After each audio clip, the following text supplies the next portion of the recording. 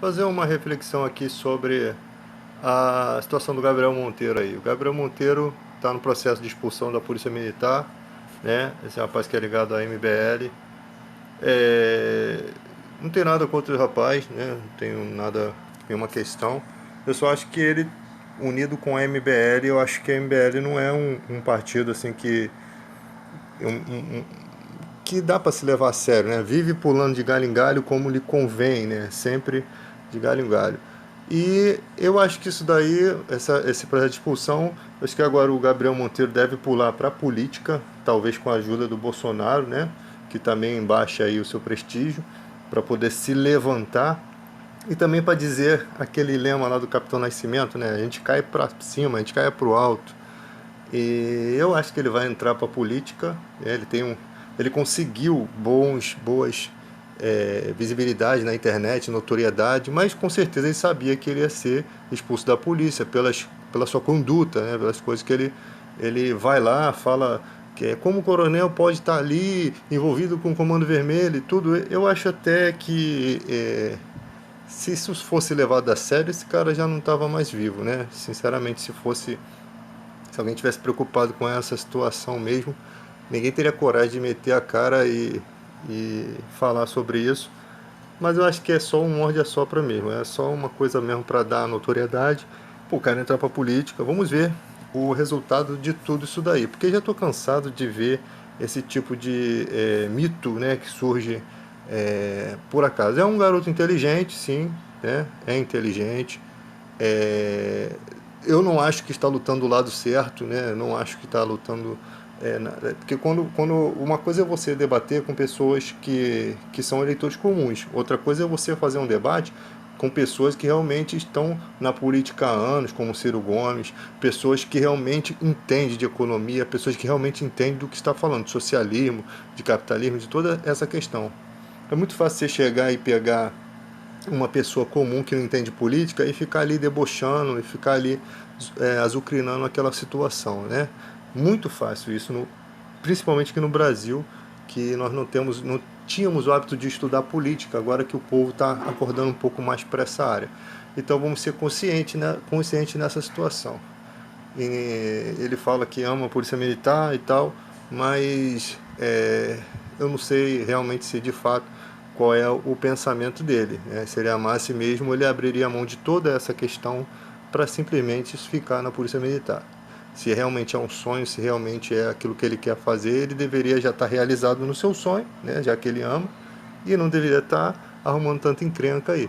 Eu acho que questão de opinião. Eu acho que enquanto ele ficou na questão de opinião, de questionamento, tranquilo, isso é o direito do cidadão.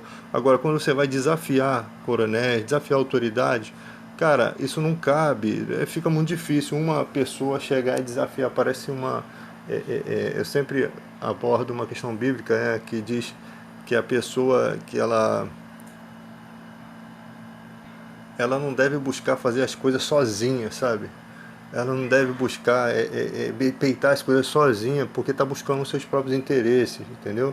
Ela tem que pensar em conjunto, tem que pensar com outras pessoas mais sábias, tem que sentar e conversar, não é sair peitando o mundo, não é dessa forma.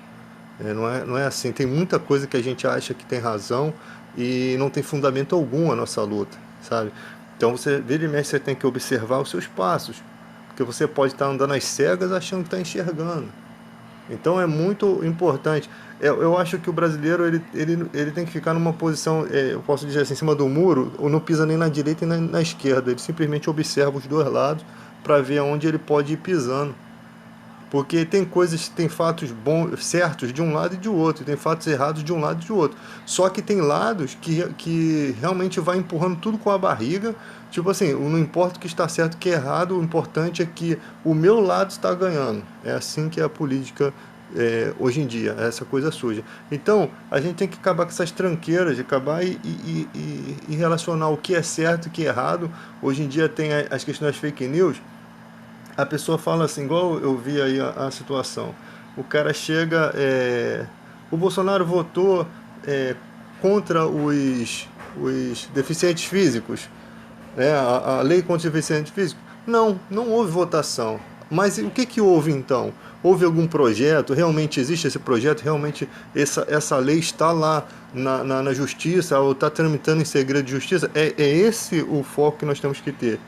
Porque se usam meias verdades para tentar justificar uma coisa, entendeu? E também, tudo que se joga em cima de uma pessoa que já fala um monte de besteira, a gente acredita, né? Então é sempre importante a gente estar de mão dadas com a verdade. O brasileiro precisa estar de mão dadas nem com a esquerda nem com a direita. Ele precisa estar de mão dadas com a verdade. Enquanto a gente não tiver unido pela verdade, tipo assim, você coloca um comentário lá, pá, o presidente da República fez isso. Vamos lá avaliar. É verdade isso? É mentira? Porque tem mentiras que passam-se como verdade, cara. E hoje em dia o cara vai lá, ele vai somente por um lado da moeda e as pessoas conseguem convencer até de que a Terra é plana. O cara fica ali convencido daquilo ali, sabe? Uma coisa meio idiota. Então, gente, é muito importante o povo ter um compromisso com a verdade. Como diz uma frase, a honestidade é um presente muito caro. Não espere isso de pessoas baratas.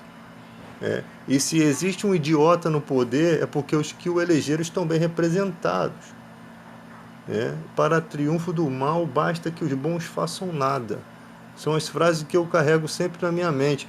Porque se você cruzar os braços, se você não comentar, se você não fala, se você não questiona, o país vai cair por terra e teus filhos vão sofrer, teus netos, você vai sofrer, porque a gente às vezes está numa fase de que vai entrar na terceira idade, já está entrando na fase que você não tem mais forças para lutar, sabe, pela vida. E se você não argumentar agora, os jovens dessa geração, eles vão ser influenciados por essa questão, porque eles não pegaram toda essa história. Você vê que tem gente de agora que nunca sequer viu um vídeo sobre ditadura, nunca sequer viu um vídeo sobre nada, não estuda a história do Brasil, não estuda a questão política, ele não sabe nem do que está falando. Tem um monte de gente que às vezes está falando uma coisa que nem faz ideia do que realmente aquilo seja, mas acredita que é piamente verdadeiro o que ela está ali colocando como questionamento. É tipo assim, a minha verdade é que importa.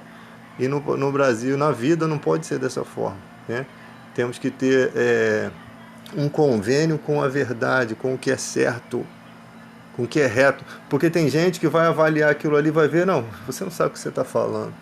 Você não entende o que você está falando. Você está falando besteira. Porque não está se baseando em dados, não está se baseando em estatística, não está se baseando em especialistas no assunto. Então é essa fase que nós estamos vivendo.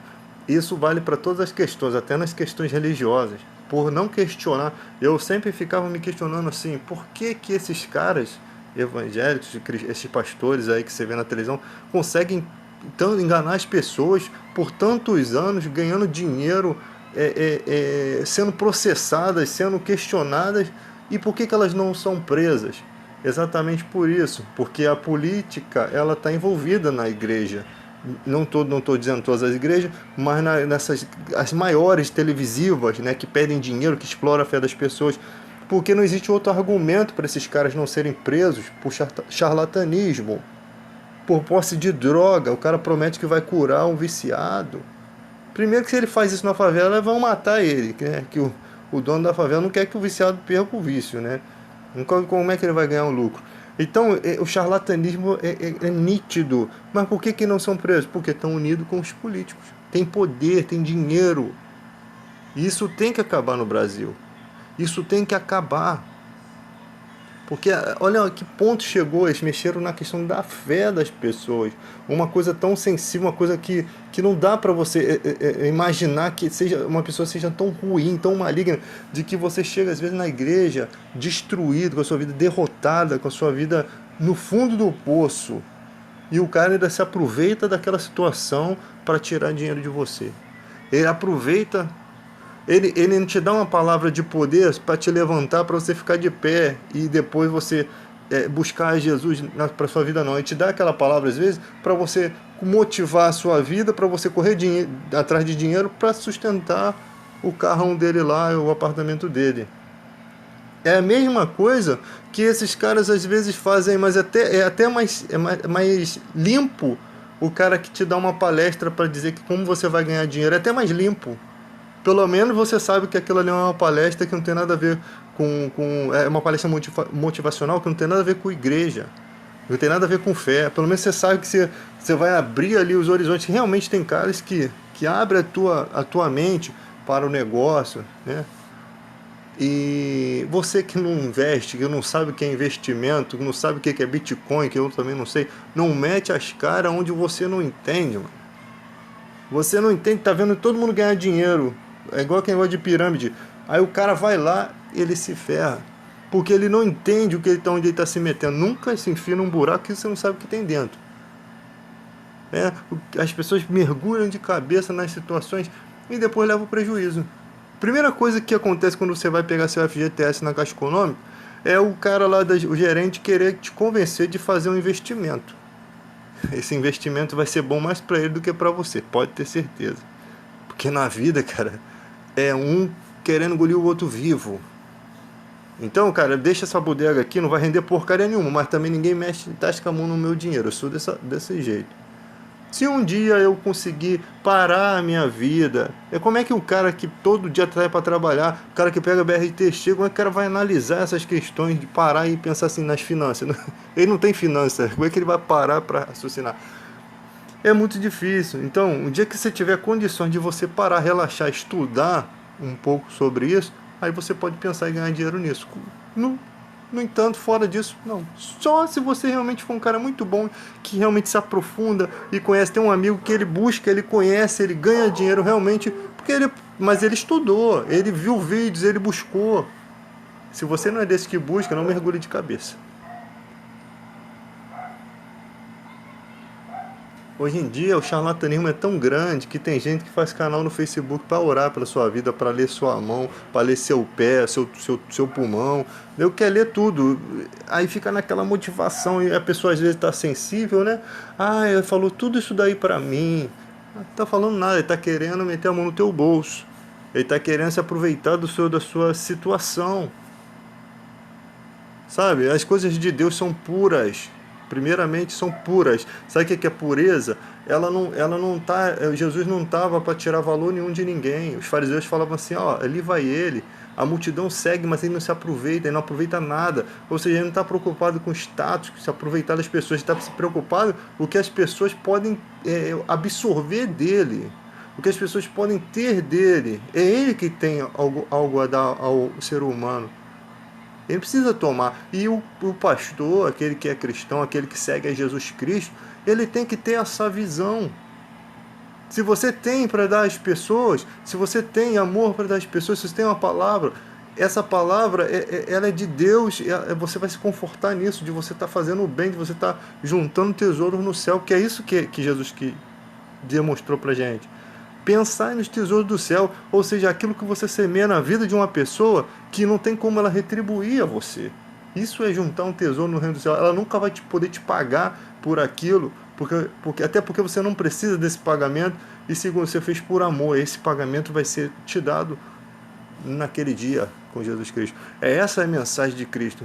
Não juntei tesouro na terra, não quer dizer que você não vai passar com a vida toda ferrado na vida, lascado, não.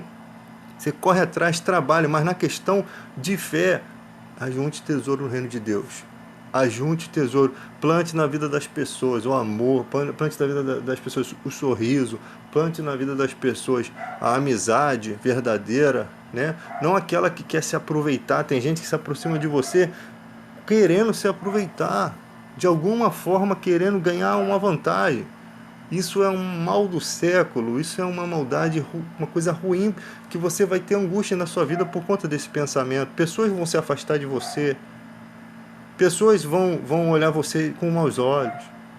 Agora, o bom perfume, aquela imagem, aquela transparência que você tem com as pessoas, aquele amor verdadeiro, aquela consideração verdadeira, isso é para sempre. Isso é para sempre, isso que é bacana.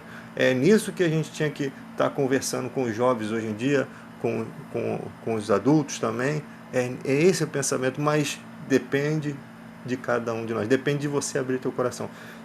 Depende só de você ser assim. Porque se você não abre o coração, nem Deus entra aí. Nesse abismo escuro parece até um pântano, né? Escamoso, né? Nem Deus consegue entrar nessas densas trevas do seu coração se você não abre a porta.